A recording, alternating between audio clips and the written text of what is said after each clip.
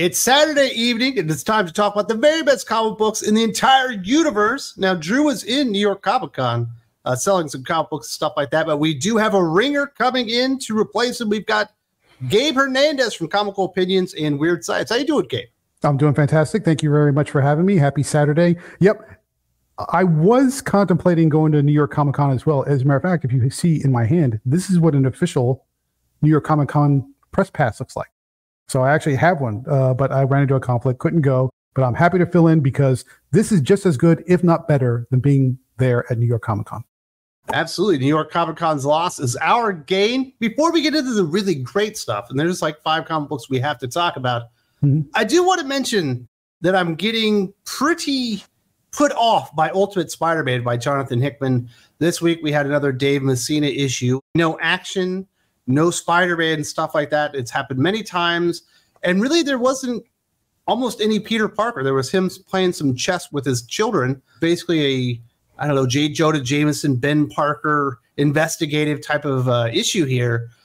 And that would be fine if it happened once a year or maybe twice a year. But this almost feels like the modus operandi that it's just kind of filler issues for the sake of having filler issues and not a whole lot exciting going on. Agreed. Now, I will say I love Marco Cicchetto's art. David Messina steps in for this issue. His art, I think, is very good. He's a great artist. So I really have no complaints about the art. But as far as the story goes, it is slow. I counted. Peter Parker is in this issue. He has a grand total of 6 sentences of dialogue. That's it. He's in one scene where he's playing chess with his kids and 6 sentences of dialogue. It's all Ben Parker. It's all J. Jonah. And they're basically chasing down the leads to write this big story that, to be fair, has really big implications for the Earth 616 Ultimate Universe. But that's all it is. Now, I don't get it because this is issue number 10. And so far, there's been, 2 or 3 fights? He did we had Spider-Man against the Shocker. The last issue, there was Peter and Harry against Black Cat Sr., but that's pretty. And the prior to that, there was a quick battle with Kingpin. Yeah, Wilson Fisk. But I mean, it does not feel like this issue the series is going anywhere. Now, it all appears to be leading up to the Maker's return, that everybody's going to get together and the whole Marvel universe of heroes and characters is going to be ready to face the Maker. That doesn't happen for another year. A year. So I don't know why Hickman thinks it's okay to just kind of tread water and just take his time and just lazily, and I mean that in a pacing perspective, lazily build out a world and characters doing all kinds of things that in a lot of cases don't feel meaningful or important for anything. But yeah, I mean, I think we called it right early on. Yeah, it's great to have Peter Parker back with MJ and the kids and everything else, but the universe has got to stick. At this pace, at this rate, with this kind of storytelling, I don't think it's going to be around much after a year. So we'll see what happens when the Maker shows up. But if he can't do better than this, he's going to lose a lot of readers before we get there. Yeah, I'm questioning whether or not now is the time to quit it. It's not in the 616. It's an alternate take on Spider-Man. If I'm not actually going to get Spider-Man, the only appearance he even makes in this comic book is on the damn cover. And the 3 battles that we have seen, we've never actually seen Spider-Man win. And the stuff you see on the cover isn't actually in the comic. It has nothing to do with the comic. As a matter of fact, that all the characters are opposite from what you expect to see. So I think what might wind up happening, this is not a good thing to happen for Marvel. I think people are going to dip out and they're going to wait till the Maker comes back in about a year, and then they're going to pick it back up. So I think they're just going to say, well, okay, yeah, call me when it gets exciting. And that is not a good place to be for Marvel. No, you would definitely expect some Spider-Man to actually show up in Ultimate Spider-Man.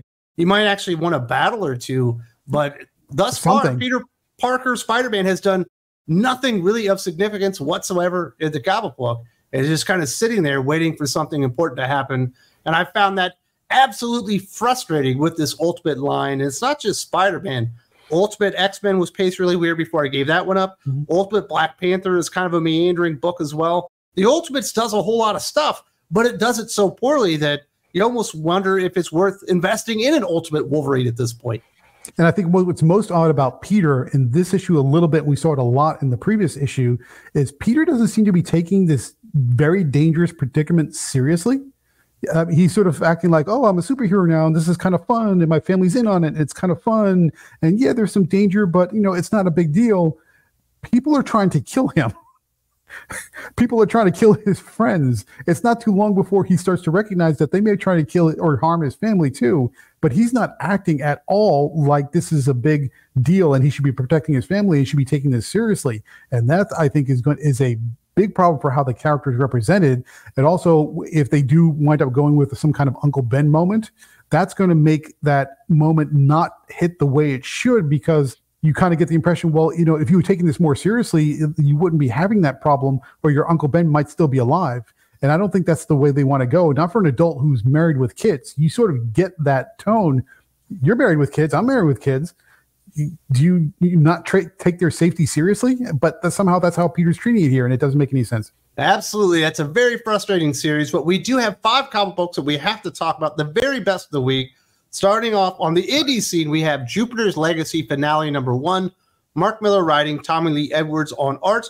I haven't made it to the Jupiter Circle, Jupiter's Legacy part of my Millar World read-through that we're doing on Thinking Critical Patreon, so I'm coming in pretty fresh on Jupiter's Legacy Finale, and I didn't feel completely lost. There are certainly some moments and lines in there that I didn't get full context for, but for the most part, I'm following the story. I can tell exactly what's going on and why it's going on. The art from Tommy Lee Edwards is pretty interesting. It's a little bit different take on superhero art, and it feels like we are building up to something very, very bad, and you definitely learn the lesson. The only thing worse than your enemy might be the enemy that your enemy is stopping from coming forward in the first place.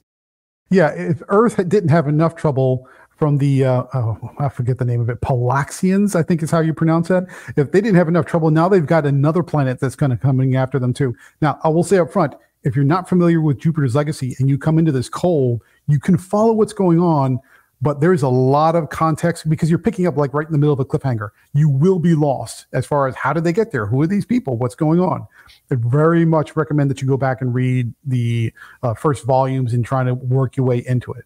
But having said that, you can pick up what's happening pretty easily. You can figure out without too much trouble who's the good guys, who's the bad guys, and this is the first, I think, of all the Millar World titles that came out within the last 6 months. This is the first one that gave me those same kind of big stakes vibes that I got from Big Game from last year.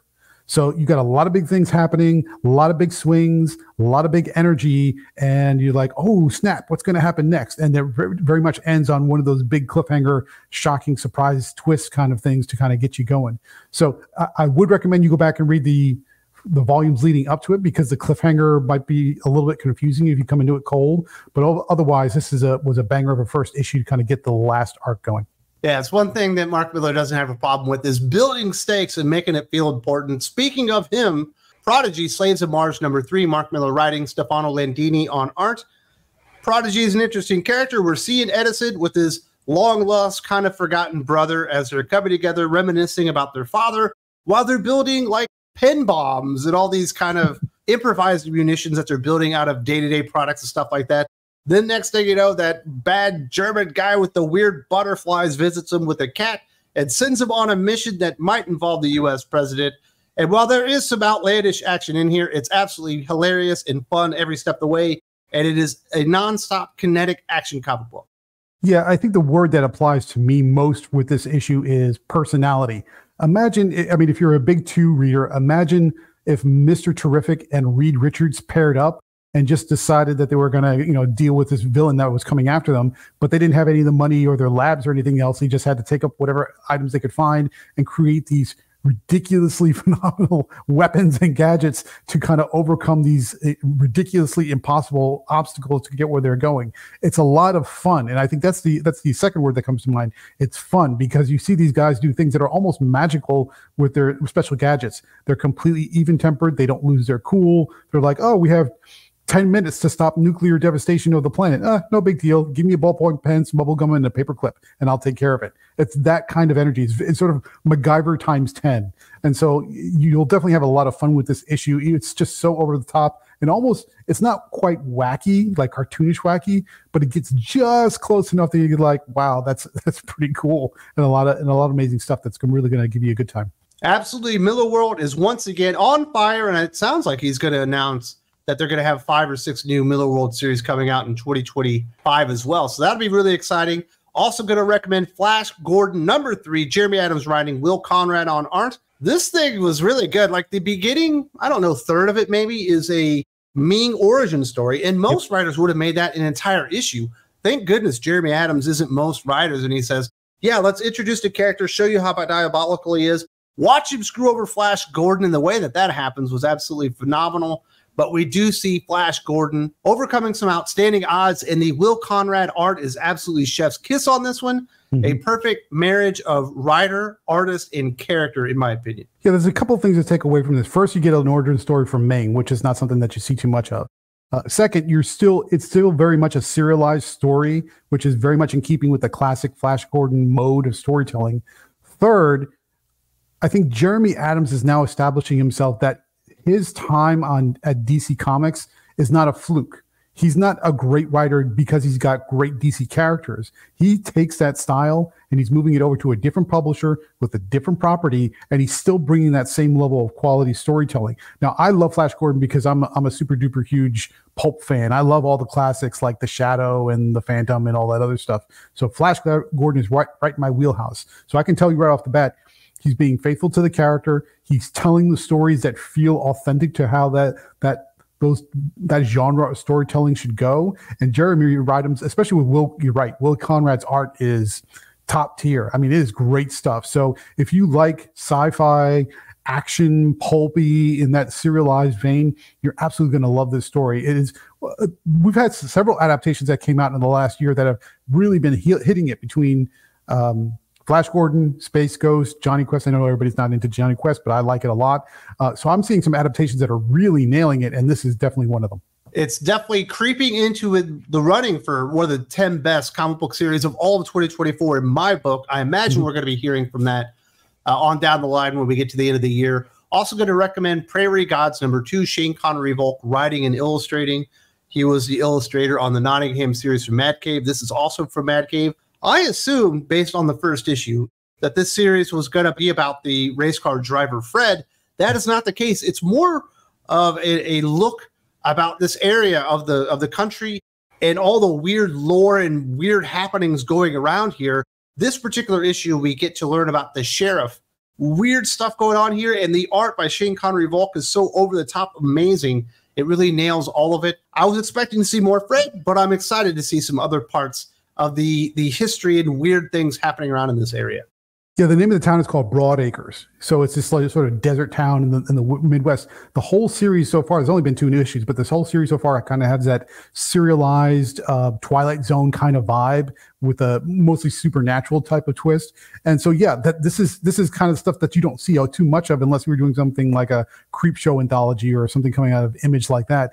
But yeah, Shane Connery Volk brings that same Nottingham art over to this, obviously, because it's the same artist, and it looks fantastic. Plus, he's got that snappy sense of pace and energy and that little bit of subversive twist to make these supernatural, it's not quite horror, but yeah, I guess it's more like a ghost story type of supernatural. It's not necessarily like full-on gore horror, but yeah, it absolutely works. So if you like anthology stories, that are sort of in that Twilight Zone vein, more on the supernatural side of things, plus Shane Connery Volk's arc, which is very distinctive, and it was one of the high points of the Nottingham series, you are absolutely going to love Prairie Gods too. Yeah, I wanted to say Prairie Dogs, but that's something else. Prairie Gods too. Yeah, a great issue, and I'm looking forward to seeing more of it. Absolutely. So the Indies comic books once again ruled the week. Normally we would talk about a Marvel comic book right now, and they had Ultimate Spider-Man this week. They had Uncanny X-Men. They had Wolverine. They had some heavy hitters, but there's nothing really worth recommending. Maybe the closest thing was Moon Knight Fist of Khonshu, but this is the 3rd reboot with the exact same creative team, and this is me going whatever on Moon Knight.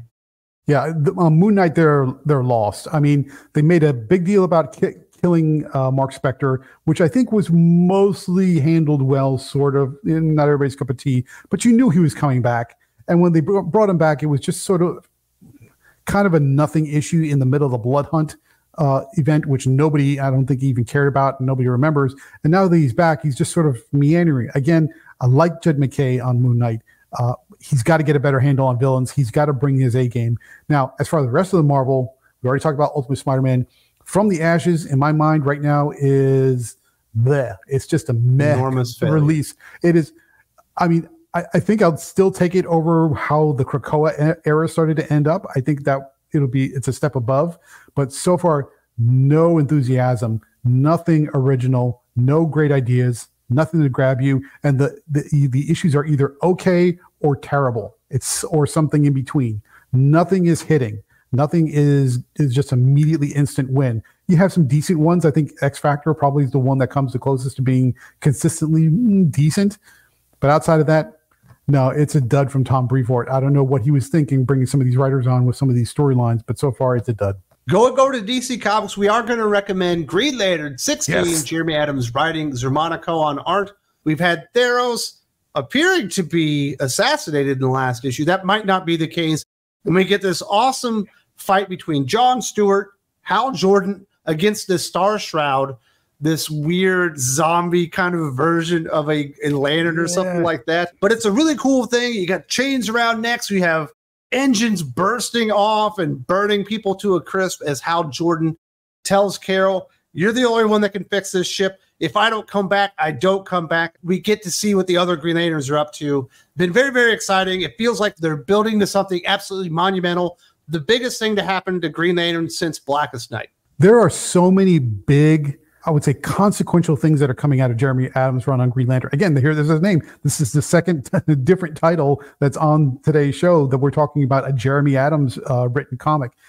This is, for my money, this is the only comic that's out right now that feels like it's important from DC. It feels like they're trying to do something. It feels like Adams has an idea that he wants to make big changes. He wants to do big things. Now, the issue starts off with the destruction of Thanagar. That in and of itself should be a big deal. I mean, if you've been around DC for a while, that's a big deal. And then now he's elevating Carol to force her to come into her own as a hero. You have got these big fights. You've got these, the last page I won't spoil, the last page is a cliffhanger that is very strange. I think I understand what's happening, but it's very unexpected. And you got all kinds of stuff happening.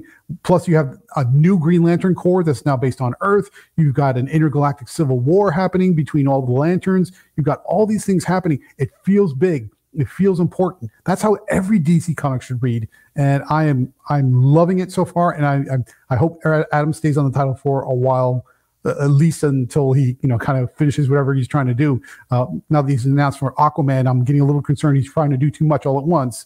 But if he stays writing Green Lantern at this level, we're going to be loving it for a very long time. Me personally, I'm very excited about Aquaman, and I'm going to have a video about that out next week. We got all this New York Comic Con stuff to cover.